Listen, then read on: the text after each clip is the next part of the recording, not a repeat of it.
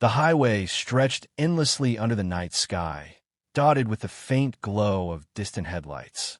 Officer Mark Stevens cruised along, his mind wandering through the routine of another quiet shift. His cruiser's dashboard lights glowed softly, the hum of the engine a familiar comfort. Suddenly, a black SUV appeared in his rearview mirror, weaving slightly between lanes. Mark's hand instinctively flicked on the sirens. "That's interesting," he muttered, his curiosity piqued. The SUV pulled over onto the shoulder, and Mark grabbed his flashlight as he stepped out of the cruiser. The driver's side window rolled down, and there she was, Ronda Rousey. Even in the stark glare of the patrol lights, she radiated an effortless, unshakable confidence. Her eyes met his calmly, calculating, and almost amused. "Evening, ma'am. License and registration, please," Mark said, keeping his voice steady, though he felt the tension spike. Rhonda handed over her documents in a measured motion. "Evening, officer. What seems to be the problem?" Her voice was controlled but firm, the kind of tone that carried authority without effort. Mark studied her, noting the ease in her posture, the alertness in her eyes. "Erratic driving. Swerving between lanes. Care to explain?" "I'm aware of my driving," Rhonda replied evenly. "The road was slick. I was adjusting. Nothing more." Her calmness made Mark uneasy. He had dealt with many drivers, but rarely someone who carried themselves with such quiet intensity. "All right. Can I ask you to step out of the vehicle?" "Standard procedure when we have concerns," he said, hoping to assert control without escalating the situation. Rhonda raised an eyebrow. "Step out? For what exactly?" Her hint of amusement made Mark swallow nervously. "Just safety, ma'am." "Step out, please," he said, his hand resting near his flashlight. Rhonda exhaled slowly, almost meditatively, and opened the door, stepping into the cold night air. Each movement was precise, deliberate, and full of subtle strength. Mark kept his flashlight trained on her, observing the subtle tension in her stance, the readiness in her shoulders. "Mind if I ask why you didn't signal when changing lanes back there?" he asked. "I did signal," she replied calmly. "Maybe it didn't register with the other drivers." Mark scratched his jaw, sensing the challenge behind her words. "Ma'am, do you realize how fast you were going? Radar says 82 in a 65. "I wasn't aware," she said, tilting her head slightly, as if weighing every word. "But I don't think it was dangerous." Her calmness was unnerving, but there was also a quiet honesty in her tone. "Ma'am, I can write you a ticket. Or, if you cooperate, we can just talk this out." "Step aside while I run your info," he said, try to regain control. Crossing her arms lightly, she met his gaze. "You're really going to ticket me for a few miles over the limit?" Her smirk was subtle, but it carried weight. Mark gritted his teeth, unsure whether to admire her composure or be frustrated by it. "It's my job, ma'am." "Now, step over there, please," he said firmly.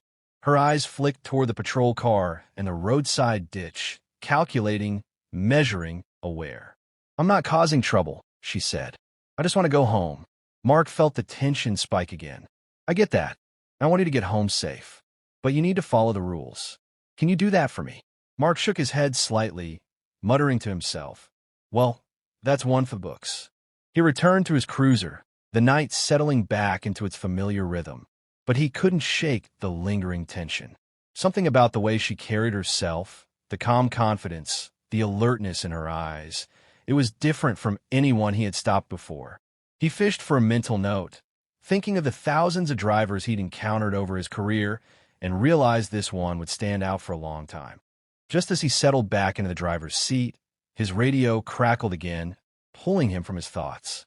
"Unit 12, be advised. Another vehicle matching the same make and model reported swerving back down Highway 9. Possible copycat or same driver," the dispatcher said. Mark's pulse quickened. The idea of Rhonda, or someone behaving like her, back on the road so soon didn't sit right. He flipped the siren switch, the red and blue lights slicing through the darkness, and took off in pursuit, adrenaline sharpening every sense. The SUV reappeared ahead, moving effortlessly through the lanes. Mark kept a cautious distance, aware that he was no longer dealing with a typical speeder. Whoever was driving this car was skilled, smooth, precise, almost calculating. He adjusted his mirrors, keeping the cruiser at a careful angle, the tension thick in the night air. His mind raced. Was this a coincidence, or was there something more at play? Rhonda's SUV maintained a steady speed, weaving through the road as if dancing along the asphalt. Mark watched, trying to anticipate her moves, but she remained several steps ahead, each turn executed flawlessly. He realized that chasing her wasn't just a matter of authority. It had become a subtle test of skill, awareness, and nerves. Every instinct he had as a police officer was being challenged. Finally, the SUV slowed as it approached a quieter stretch of road. Mark slowed as well, careful not to spook the driver, and watched as Rhonda signaled and pulled off to a dimly lit roadside turnout. She stepped out again, calm, composed, as if this entire pursuit had been part of some silent game. Her presence radiated control. Even in the dim light, she seemed larger than life. Mark stepped out of his cruiser, flashlight in hand, heart still pounding. "Thought I'd see you again," Mark said, trying to sound authoritative but failing to hide his mixture of respect and disbelief. Rhonda looked at him, her expression neutral, yet something in her eyes suggested amusement. "Notice you trailing me," she said lightly, "but I wasn't speeding this time. Just enjoying the night." Mark felt a flicker of incredulity and frustration. "Rhonda, this isn't a game. You can't just—" He stopped mid-sentence, realizing that words alone wouldn't bridge the unspoken tension between them. She simply smiled faintly, a mixture of charm and warning, and tilted her head slightly, waiting. He exhaled sharply, letting the frustration drain, and took a step closer, keeping his flashlight trained on her. "Look, I've dealt with a lot of drivers tonight, but you're different. You're not reckless. Not really. But you push limits." Rhonda nodded slowly, acknowledging his point, her posture relaxed yet poised, ready for anything. A quiet moment passed between them, filled only by the hum of distant traffic and the occasional gust of wind. Mark realized that, for all the rules and procedures he followed, some encounters couldn't be reduced to checklists or citations. This one had become something else entirely, a clash of awareness, patience, and subtle skill. And he couldn't help but feel impressed. Mark blinked, trying to process the unusual mix of frustration and admiration bubbling inside him. He had seen adrenaline light up drivers before, but nothing like this. Nothing that radiated control like Rhonda's presence. She straightened, a faint smirk playing on her lips, as if reading his thoughts. "You know," she said casually, "most people would have just written me a ticket by now." Mark chuckled, despite himself. "Yeah, most people wouldn't make it through one conversation with you without feeling like they're in the wrong movie." He shook his head, feeling the tension in his shoulders relax, just slightly, though the edge in his tone remained. Rhonda tilted her head, the smirk widening just a fraction. "Wrong movie? Maybe. I prefer to think of it as the training montage." She laughed lightly, the sound surprisingly warm in the quiet of the night. Mark realized he was caught off guard. This wasn't the typical driver, the usual excuses, the groveling apologies. She was playful, dangerous in the sense of control, yes, but playful too. "Training montage, huh?" he said, raising an eyebrow. "So, I'm your villain this time?" Rhonda's smile turned into a grin, just enough to show she was teasing. "Maybe," she replied, "but you're a good villain. You kept up." Mark couldn't help but laugh, a deep, honest laugh that seemed to echo off the empty highway. He leaned against his cruiser, realizing the absurdity of the situation. Here he was, a seasoned officer, trying to maintain authority, while being charmed, and maybe subtly tested, by one of the most formidable fighters in the world. He shook his head again. "You know," he said, "I've stopped thousands of drivers. Thousands. But you're definitely the highlight reel." Rhonda gave him a slight bow, mock formal, before straightening again. "Highlight reel, huh? I'll take it." She paused, scanning the road ahead.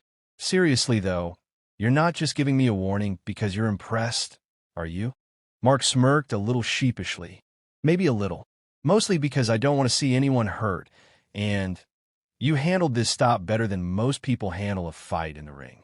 Ronda's eyes flickered with interest, the slightest glint of appreciation. Good? Then I guess we're both walking away winners tonight. For a moment, the quiet of the roadside seemed almost sacred. Then, almost in sync with the night's rhythm, Ronda's SUV rumbled to life again. She climbed back inside with the same calm confidence, her hands on the wheel as if the vehicle itself were an extension of her. Mark stood there, watching her slip into the dark highway like a shadow melting into the night. He shook his head and muttered under his breath, "I'm never going to forget this one." Then, almost on instinct, he tapped the siren briefly, a playful signal to mark the end of their encounter. Ronda flashed a quick wave from her window, a silent acknowledgement that their little duel of wills had ended, at least for tonight. As he watched her SUV disappear into the distance, Mark realized something. The night hadn't just been about a traffic stop. It had been about respect, awareness, and an unexpected connection forged in seconds. A strange, exhilarating encounter that would stick with him far longer than any routine call.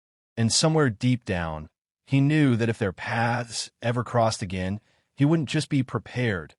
He'd be looking forward to it. The highway returned to its quiet hum, the lights of his cruiser reflecting off the asphalt. Mark started the engine, a grin tugging at his lips, already replaying the encounter in his mind like a highlight reel of its own. Tonight had been unusual, maybe even legendary in its own small way. And as he drove back into the rhythm of patrol, he couldn't help but feel alive.